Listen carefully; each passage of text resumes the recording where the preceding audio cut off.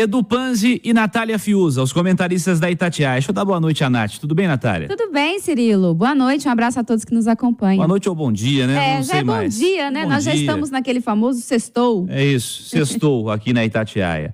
Panzi, vamos trocar ideia com vocês aqui sobre o jogo e, bom, muitas reflexões ficam após as entrevistas, após o jogo que foi um vexame, nós falamos bastante sobre isso, uma vergonha, mas reflexões ficam após as coletivas aí do Seabra e do William e também as palavras dos atletas na zona mista. O Seabra deu algumas explicações táticas. Tem a ver com tática ou tem a ver com comportamento essa história do 3-3, o 3-0 levado no segundo tempo, Edu? Ô Cirilo, sempre tem a ver com tática, mas hoje eu acho que foi muito mais comportamento. Primeiro, um abraço para a Nath, seja bem-vinda à jornada esportiva. Agora, pelo menos é o sentimento de quem está no estádio, né? O Cruzeiro desabou mentalmente no jogo depois que tomou o primeiro gol. E o primeiro gol foi cedo, né? Os 7 para 8 minutos do segundo tempo. E aí eu acho que vem aquele turbilhão do que aconteceu no final de semana, das vaias, enquanto o time aquecia e a escalação era falada no telão, quando apareciam alguns jogadores, o torcedor vaiava. Sinceramente, foi como um castelo de cartas, sabe? O Cruzeiro tomou um gol, puxaram aquela carta que está lá embaixo e foi derrubando e caindo tudo e o time não conseguiu se recuperar. O Seabra passou a mexer com 15 minutos do segundo tempo, começou a mexer. Acho que pensando um pouco no final de semana, porque ele tira os dois laterais, mas também por conta do jogo. Ele explicou, né, que pelo lado do campo o Alianza forçou bastante. O Alianza defendia com os 11 atrás da linha do meio de campo, mas quando recuperava essa bola, tinha muita velocidade pelo lado do campo. E ele acabou trocando os laterais. Ele colocou o Gasolina e o Kaique. Adiantou nada, cara. Não adiantou absolutamente nada. O Cruzeiro continuou cometendo erros infantis e erros que claramente é de quem está com a cabeça em outro planeta, quem mentalmente está cansado. Sabe, Cirilo, quando você joga pelada, você já está na 15ª partida, que você pensa em fazer um lançamento, mas a cabeça pensou, mas a perna não foi? É exatamente isso, é a impressão que a gente tinha. E aí, é claro, o torcedor tem seus vilões escolhidos, Cabral, Neres, Lucas Silva, em algum momento Vital. Mas hoje, cara, foi um dos piores jogos que eu vi do Zé Ivaldo com a camisa do Cruzeiro. Nossa, que segundo tempo horroroso, hein? Cara, um jogo horroroso do Zé Ivaldo. O primeiro gol é uma falha dele e de mais ninguém. Aí tem o outro gol, o segundo, que é uma falha do Cabral e de mais ninguém. Então não dá para dizer que foi colocar a culpa na parte tática, né? De erros táticos, de posicionamento. Sendo que você sofre tantos gols por conta de erros individuais. O terceiro gol aí no cruzamento é uma falha de posicionamento do sistema defensivo, de um Gabriel Veron que entrou completamente fora de forma, de sintonia, cometeu 3 faltas completamente idiotas na reta final, em que o Alianza desperdiçou as 2 primeiras com o Orozco e colocou o Saldanha para bater a última e ele bateu muito bem. Então, emocionalmente, o Cruzeiro é um time completamente destruído e que a troca de treinador, me parece, nesse primeiro momento, não ter adiantado nada. Claro que você vê diferença de desenho tático, é um Cruzeiro já diferente do Seabra, mas me preocupa muito a parte mental. Os últimos 6 jogos do Cruzeiro, só uma vitória contra o Tombense. Se você pegar os últimos 4 jogos, são 4 jogos sem vencer, com 3 empates e 1 derrota. Sofreu 8 gols nesses 4 jogos. Então, é de se preocupar, cara. É para preocupar com troca de treinador. O elenco, ele tem suas limitações. Eu falei com o Piquitito aqui em off, falei na rádio durante a semana, né? Olha, eu tô ouvindo muito de o Cruzeiro entregou o título pro Atlético, o Larcamon entregou a final pro Atlético. Não. O Cruzeiro perdeu para um time que é superior. Quando você começa nessa de nós entregamos, nós fizemos, você está fechando os olhos para a limitação do seu elenco. O Cruzeiro perdeu a final para um time que é superior e que coletivamente está entregando mais. É preciso olhar para ontem para a limitação do elenco do Cruzeiro, para a limitação técnica do time do Cruzeiro. Cirilo, não entra na minha cabeça um time que vai jogar a Série A e jogando Sul-Americana, que o craque do time, tirando o Matheus Pereira, é o Zé Ivaldo. O Zé Ivaldo não pode ser uma peça indispensável num time de Série A e que vai disputar a Sul-Americana. Com todo o respeito que eu tenho ao Zé e que é bom zagueiro, mas o Zé Ivaldo não pode ser o segundo melhor do time. Não pode o Zé Ivaldo ter que fazer tratamento intensivo 3 dias para jogar uma final, porque senão vai mudar tudo, né? Não pode. Perdeu porque o Zé Ivaldo não estava. Não foi mal no primeiro tempo porque o Zé Ivaldo estava fora. Se o Zé Ivaldo não jogar, meu Deus do céu. Gente, é o Zé Ivaldo. Se fosse falando disso, do Matheus Pereira, ok. Mas a hora que começa a colocar no Zé Ivaldo a responsabilidade do segundo principal jogador do time, eu fico preocupado. Mas fico muito preocupado mesmo. Na hora que olha para o próprio umbigo e fala, nós entregamos, nós isso, nós aquilo, estão fechando o olho e virando o rosto para um problema que é do time. E esquecendo da superioridade do adversário, que não era o caso de hoje. Hoje, mentalmente, esse time demonstrou estar destruído, o time do Cruzeiro. E para terminar, porque eu quero ouvir a Nath também, que é uma outra opinião, uma outra cabeça, uma outra visão do que foi o jogo. E isso é importante até para a gente, talvez, refazer uma opinião. Não nos esqueçamos da entrevista coletiva do meio de semana, que foi tão ruim ou pior do que o segundo tempo do Cruzeiro aqui. Quando eu falo no fechar os olhos e não reconhecer a limitação técnica, isso parte lá de dentro também. O que foi falado pelo diretor de futebol, e eu não quero colocar a culpa só no Pedro Martins, porque as decisões dentro do Cruzeiro são tomadas em conjunto. Ele foi o cara que foi para frente do microfone e falou, em nome dos outros que não falam, geralmente não falam. O que falou o diretor de futebol do Cruzeiro no meio de semana a respeito da decisão que envolvia o técnico Larcamon, independentemente do trabalho do Larcamon, bom ou ruim, olha, eu fiquei muito preocupado, Cirilo. Eu estou muito preocupado com a gestão do Cruzeiro. Muito preocupado mesmo. Natália, eu quero sua visão sobre o jogo, sobre a maneira como o Cruzeiro deixa o gramado, sobre o reflexo desse começo de temporada e se de fato hoje é comportamento ou tem algo para falar de tática nessa estreia do Fernando Seabra? Cirilo, eu acho que hoje eu concordo com o Edu. A gente tem que falar mais de comportamento. E o comportamento, ele não é negociável, né? O comportamento dentro do jogo, ele precisa ser constante, ele precisa ter resistência aos 90 minutos do jogo e não somente a 45, sejam os iniciais ou os 45 complementares, mas hoje o Cruzeiro não teve essa consistência, essa constância e negociou com o Alianza a postura do segundo tempo de uma equipe que não conseguiu ser agressiva, de uma equipe que não conseguiu ficar com a bola e quando ficava, entregava essa bola muito rapidamente ao adversário e tinha muita dificuldade para criar, para levar perigo. Eu acho que aquele fato novo, aquela energia renovada que se esperava com a troca no comando técnico, vem nos primeiros 45 minutos, de uma equipe mais ligada, de uma equipe que aproveitou da fragilidade do adversário. O Edu até falava no intervalo do jogo, né? Quando você é o favorito, quando você encontra um adversário que é bem mais frágil que você confirma esse favoritismo, impõe a sua qualidade e goleia. Isso é respeitar o adversário, é levar o jogo a sério. E aí, no segundo tempo, aparentemente, o Cruzeiro não conseguiu levar o jogo a sério. Mas eu não tenho a percepção de que tenha sido uma questão de corpo mole, ou de acomodação, ou de alguma forma subestimar o adversário. Para mim, está muito mais ligada esse comportamento estranho dentro do campo, esse comportamento nada competitivo dentro do campo, para mim está muito ligado à parte psicológica, à parte emocional. E aí a gente pode começar a falar aqui de diversas questões que envolvem o que o Seabra vai fazer para recuperar a mentalidade, né, a confiança dessa equipe. Essa palavrinha confiança sempre aparece muito no futebol e ela é muito importante, porque hoje a gente viu, por exemplo, uma defesa completamente insegura e sem confiança, de um primeiro gol, de um erro do Zé Ivaldo, que depois começa a errar tudo que ele tentou a partir daquele primeiro erro que gera o gol do Alianza.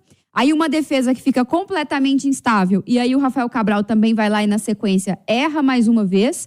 De 2 laterais que entraram no jogo e defensivamente os 2 estiveram muito mal, o Kaique pela esquerda e o Gasolina pela direita. Então, assim, todo um sistema defensivo hoje muito fragilizado.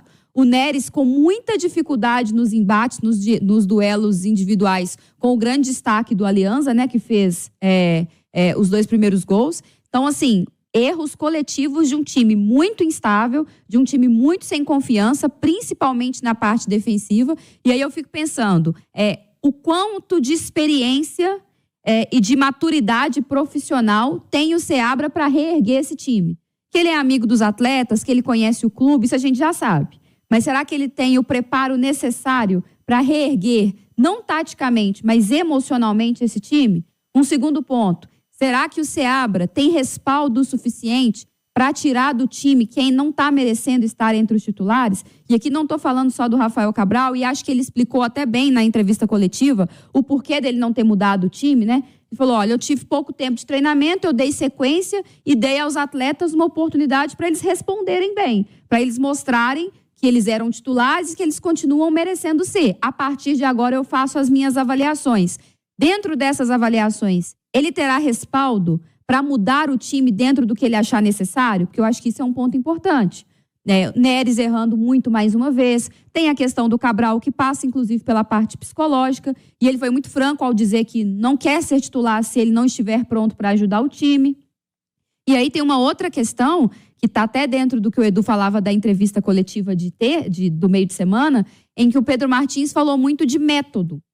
E o problema não é só o método. Ele falou muito, nós não negociamos o método, nós entendemos que temos uma equipe extremamente competitiva, que não estava rendendo o que nós esperávamos porque o método estava errado. Não é só o método que está errado. Esse time tem problemas, esse time tem limitações. E emocionalmente fragilizado, essas limitações técnicas afloraram. Nos erros do Zé Ivaldo, nos erros do Rafael Cabral, nos erros do Neres, nos erros coletivos, nos erros individuais, porque já é um time limitado. E a parte coletiva está muito desajustada.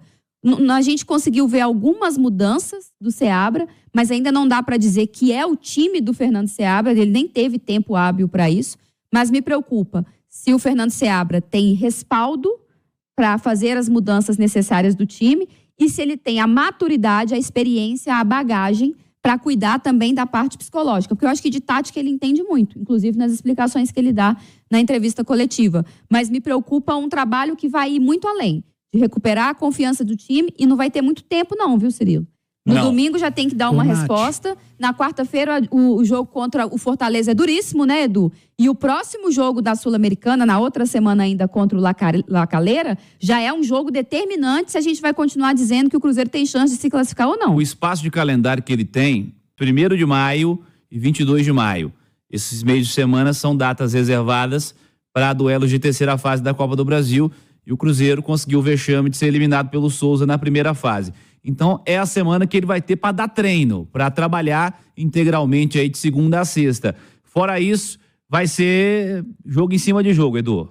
Não, porque a Nath tocou num ponto que eu não tinha parado para pensar. Aliás, já tinha parado, mas não trouxe à luz, né, nesse pós-jogo, que é o Seabra tá iniciando a carreira como técnico profissional, né, Cirilo? E pega o Cruzeiro no momento de crise. Um cara que está iniciando a carreira como profissional num time do tamanho, num clube do tamanho do Cruzeiro, no momento de crise. A gente não pode esquecer que ano passado ele assumiu a direção técnica, mas com uma sombra pesada, né? Paulo Autuori. Inclusive, quem falava mais vezes, né? Quem dava mais palavras em entrevistas era o Autuori, né? Letras formam palavras, exatamente. Palavras formam frases. Mas assim, o Autuori foi muito importante no vestiário, no dia a dia, e o Seabra era o cara da parte tática do campo. Talvez uma decisão mais pesada ela viesse não do Seabra e sim do Autuori, de suspender jogador, de tirar jogador. Por exemplo, o Wesley, maior investimento do Cruzeiro na temporada. Foi o Seabra que afastou ou foi o Autuori? Será que vai precisar utilizar o Autuori de novo? Esse ponto que a Natália Fiuza tocou é muito importante, cara. Porque mais do que a parte tática é gestão de vestiário, é o dia a dia. O Cabral é uma liderança desse time. Eu não vou ficar aqui arrumando vilão, não. O Cabral falhou no gol, o Zé Ivaldo também. Em outros momentos, outros jogadores falharam. Mas deixa eu perguntar uma coisa. Pois não. Nessa história do cara que é vaiado no telão, eu vi ano passado com o Gilberto. O Gilberto apareceu num jogo de retorno num pré-jogo, e eu estava no Mineirão, e quando apareceu a escalação, as opções de banco, apareceu lá o nome Gilberto, acho que era o 9-9, eu acho, ano passado, sei lá, ou era o 9 mesmo. E aí a vaia foi assim, um negócio impressionante. O 9 era o Bruno Rodrigues. Era o 9-9, então. Era 99. O Gilberto não entrou naquele jogo em casa. O Cruzeiro tentou colocar o Gilberto em 2 jogos fora, e entre esses 2 jogos teve o jogo em casa, o Gilberto não entrou. Você acredita que há clima para que o Cabral seja mantido entre os titulares? E mais, a reserva, na sua opinião, o nível de reserva que tem hoje o Cruzeiro, que é o Anderson, vale a confiança de que ele pode ser titular do Cruzeiro? Porque é uma decisão difícil a ser tomada. O cara que é vaiado no aquecimento não é algo que pode ser ignorado, né, Edu? Porque o Cabral não tá bem, o Cabral tomou um frangaço, um piruzaço. E, bicho, sinceramente, cara, eu fiquei com dó, bicho. Fiquei com dó mesmo. Na hora que a bola entrou, que foi um frango, eu virei pro Piquetito e falei, caramba, coitado do Rafael Cabral. Porque já estava sendo vaiado quando pegava na bola. E os atletas na entrevista coletiva falaram, o Cabral salvou o Cruzeiro durante vários jogos. Mas assim, o torcedor é apaixonado, Cirilo. E a partir do momento que acontece esse tipo de coisa, o Cabral não pode mais pegar na bola que é vaiado. E ele toma um frango. O técnico, se escalar na próxima partida, começa a dividir responsabilidade. Se acontecer outra falha, a falha não é mais só do Cabral, ela passa a ser de quem escala o Cabral. Então é muito difícil a decisão do Seabra, que acabou de chegar, e o Cabral é uma das maiores lideranças desse grupo. Você mexer no cara que todo o grupo respeita. Ô, Repito, é difícil a decisão do Seabra, mas se no jogo seguinte o Cabral cometer a mínima falha, não vai ser só o Cabral o culpado. Vai ser também quem escalou o Cabral. E é conversa. O Seabra chegar pro Cabral, como é que tá a sua cabeça, você tá bem, quer um tempo para recuperar mentalmente e dar oportunidade a outro goleiro, porque para goleiro é difícil, né? Se é um lateral que vem jogando mal, se é um volante, um atacante, você simplesmente troca, põe outro. Mas goleiro é a posição de confiança, enfim. Eu não queria estar na pele do Seabra, não, e sinceramente, Cirilo, do ar-condicionado, eu daria um tempinho para o Cabral e escalaria outro goleiro no próximo jogo. Eu também colocaria no banco, viu, Natália? Dava um tempinho, não estou dizendo que o Cabral seja um goleiro ruim, apesar de eu achar que ele toma muitos gols estranhos, mas o reserva do Cabral também é uma preocupação, né? Porque nós vimos o Anderson jogar um jogo no Cruzeiro. É claro que se a gente for colocar na balança todos os anos que o Rafael Cabral está no Nath, Cruzeiro... Só uma coincidência, o único jogo do Anderson com a camisa do Cruzeiro foi justamente contra o Botafogo. É verdade. Sim. E se a gente for colocar na balança todos esses anos do Cabral no Cruzeiro, eu acho que o saldo é positivo, mas no recorte recente ele não está bem. É claro que a gente não pode cravar aqui, né, Cirilo, que as vaias interferiram diretamente no desempenho dele. Se não tivesse vaiado, talvez não teria cometido aquela falha, ou ele mostrou também que, apesar do discurso até polido e equilibrado, talvez dentro do campo a pressão, as vaias estejam o atrapalhando mais do que ele gostaria. É difícil também reconhecer isso, né? Olha, não estou sabendo lidar, não estou num momento bom, e isso está contribuindo para que eu fale. Não dá para a gente cravar que diretamente esteve influenciando ou não, mas eu acho que a decisão tem que pensar também no clube e no time como um todo, né? Eu vou deixar o Cabral no time sob essa pressão toda, emocionalmente fragilizado, num momento técnico também de dificuldade, e vou arriscar o desempenho e o resultado de toda uma equipe, vendo que ele está suscetível a falhas. Claro que todo mundo está suscetível a falhas, mas ele vive um momento de mais instabilidade, de menos confiança. Então, eu vou arriscar talvez um trabalho todo ali de alguns dias, de uma equipe que eu consegui arrumar, porque o Cabral vai ser vaiado mais uma vez, e isso pode afetá-lo mais do que a gente gostaria, e ele vai lá e vai falhar. Acho que essa é a avaliação talvez que tenha que ser feita. Eu acho que no trato, na conversa, eu acho que o Rafael Cabral entenderia se ele tivesse que ir para o banco. Não acho que seria um grande problema. E nem acho que teria que ser uma reserva absoluta. Talvez o próprio tempo mostre que quem deva ser o titular é mesmo o Cabral. Mas eu acho que a questão dá para arriscar todo um resultado, todo um trabalho, porque o Rafael Cabral não está bem. Isso aí é nítido. E o goleiro é um dos caras que não pode entrar em campo inseguro, né, Cirilo? A tomada de decisão é muito rápida, ele é muito determinante, ele é muito decisivo. E é difícil você trocar o goleiro no andamento do jogo, como o Edu disse. Nenhum jogador pode entrar em campo com dúvida, nenhum jogador pode entrar em campo instável. Mas o goleiro, geralmente, quando ele falha, é muito mais determinante. Então, eu acho que essa avaliação precisa ser feita. O Cabral está num momento em que ele está comprometendo diretamente a equipe, que se a avaliação que for feita for sim, e para mim é sim, aí ele tem que ir para o banco. Sobre o Anderson, é muito difícil avaliar se o Cruzeiro vai estar fazendo a escolha correta, porque ele tem um recorte muito pequeno para a gente dizer, mas também não dá para avaliar sem dar uma oportunidade. Então, talvez o próprio Botafogo, né, que foi o adversário que ele teve a chance, quem sabe esse Botafogo no caminho dele de novo, para ele fazer um grande jogo, para o Cruzeiro não sofrer gols, para dar uma retomada na confiança dessa equipe, quem sabe para o João Marcelo voltar também a ser titular, vamos acomodar os melhores jogadores em suas respectivas posições, vamos tentar simplificar o jogo. Acho que o Cruzeiro precisa corrigir também, Cirilo, algo que tem sido determinante, a falta de combate no meio-campo. Lucas Silva não tem conseguido marcar, precisa ser ajustado isso. Acho que o Japa tem que voltar o quanto antes, está fazendo falta a esse time do Cruzeiro, porque agrega muita intensidade com e sem a bola, mas acho que todas essas avaliações precisam ser feitas e num tempo muito curto, né? Porque domingo já tem jogo de novo. Eu tenho uma visão, Edu, sobre times que tenham uma limitação maior do que o adversário. O time que é mais limitado, ele precisa correr mais, né? Ele precisa correr mais do que o outro. O Cruzeiro tem uma equipe limitada, né? Tô vendo as opções de banco aqui para hoje, para modificar. O Cruzeiro não tem banco para mudar 5, 6, 7 peças aí, chegar no fim de semana, botar um time completamente diferente para jogar.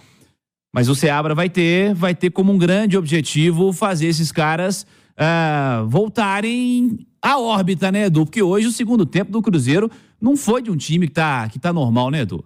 Aí, para piorar, Cirilo, até entendo a entrada do Kaique, que tava 3-1, se eu não estiver enganado, a hora que entrou o Kaique. Entrou com 14 do segundo tempo. Então tava 14? Deixa eu ver aqui, ó. Então tava 3-2. Tava 3... Não, 3-1. 3-1. 3-1. Isso. O gol foi com 7 do segundo tempo. Exatamente. Sabe por quê? Porque enquanto você falava do banco, eu tava olhando aqui quem entrou, né?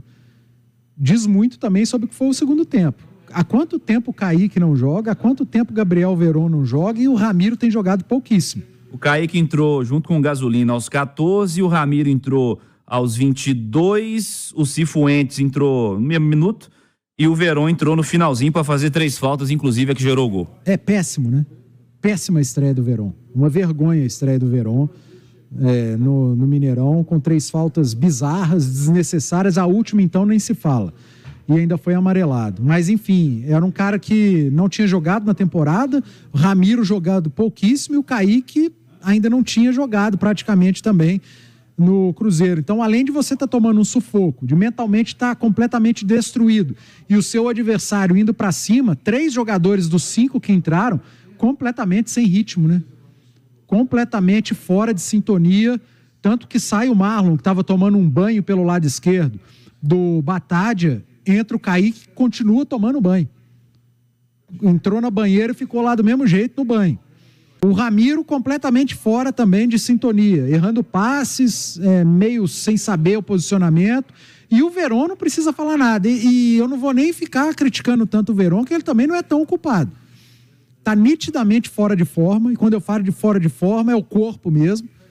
Muito longe daquele Veron que a gente viu do Palmeiras, parece outro jogador. E entrou numa fria danada, um cara completamente fora de ritmo. Então tem um pouco também de equívoco na escolha do Seabra, que eu também não vou criticar, porque é o treinador que está chegando agora, não teve praticamente tempo para treinar, poderia ter tido 26 dias, né? Porque a diretoria do Cruzeiro, depois do jogo contra o Tombense, já tinha decidido que ia mandar embora o Larcamon. Mas preferiu esperar, mas esperar coisa pouca, né? É só uma final de campeonato com uma vantagem de empate e uma estreia em Copa Sul-Americana. Bobagem. Apenas. Só isso. Qualquer um faria a mesma coisa. São jogos como qualquer outro, né? Um clássico numa final. em uma estreia numa competição continental que há 5 anos você não joga. Não, nós vamos mandar ele embora, mas vamos ver o que acontece aqui. Aí quando escolheu o técnico que eles falaram que não servia no ano passado e 3 meses depois serve, custando 10 vezes mais do que poderia pagar. Mas imagino que a cobrança interna lá no Cruzeiro seja muito grande, né? Enfim, esse é outro assunto que nós vamos debater muito durante a semana na Itatiaia. Mas eu acho que muito do que acontece fora de campo reflete dentro de campo. E aconteceu aqui. Mas, sinceramente, Cirilo, eu acho que o que pesou mais nessa... Eu ia falar derrota, né? Mas é o sentimento de derrota. Mas foi quase isso aí mesmo, tá? O segundo tempo foi 3-0 para a Alianza, né? É isso aí. O Cruzeiro perdeu de 3-0 em 50 minutos para a Alianza da Colômbia. Mas o que aconteceu, o sentimento nosso aqui do estádio desse segundo tempo foi, pelo menos o meu, do Pique, quem estava aqui em cima, do Thiago Reis, é de que mentalmente esse time está em frangalhos. Natália, para fechar, o que você faria pro fim de semana contra o Botafogo, hein? Mexe bastante no time, vai mais na moral, tenta dar moral pros caras. O que faz pro fim de semana nessa estreia contra o Botafogo?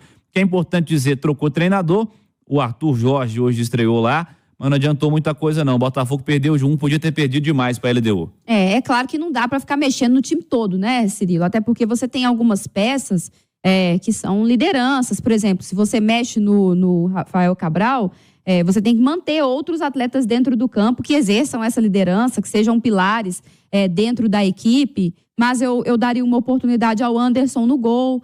Na zaga, eu voltaria com a presença do João Marcelo. Acho que o João Marcelo, inclusive, ajuda a dar ainda mais segurança ao Zé Ivaldo. Hoje, tanto o Zé Ivaldo quanto o Neres erraram, mas eu me apego ao fato de que o Zé Ivaldo até aqui errou menos. Então, acho que ele merece uma continuidade. Acho que no meio-campo a presença do Lucas Romero é incontestável, assim como dos laterais, mas talvez rever um pouco a marcação nesse meio-campo. Quem sabe dar uma oportunidade ao Cifuentes desde o início do jogo. E muita gente vai falar, mas lá no Equador ele fez um jogo muito ruim. Mas eu acho que ele jogou um pouco fora de posição também. Ele jogou mais adiantado, não é a dele. Talvez jogar mais com obrigações defensivas mesmo, mais próximo ali do Romero, para dar mais sustentação, inclusive para a bola não ficar sobrando tanto toda hora para os zagueiros. Então eu mexeria no meio campo a fim de dar mais essa sustentação.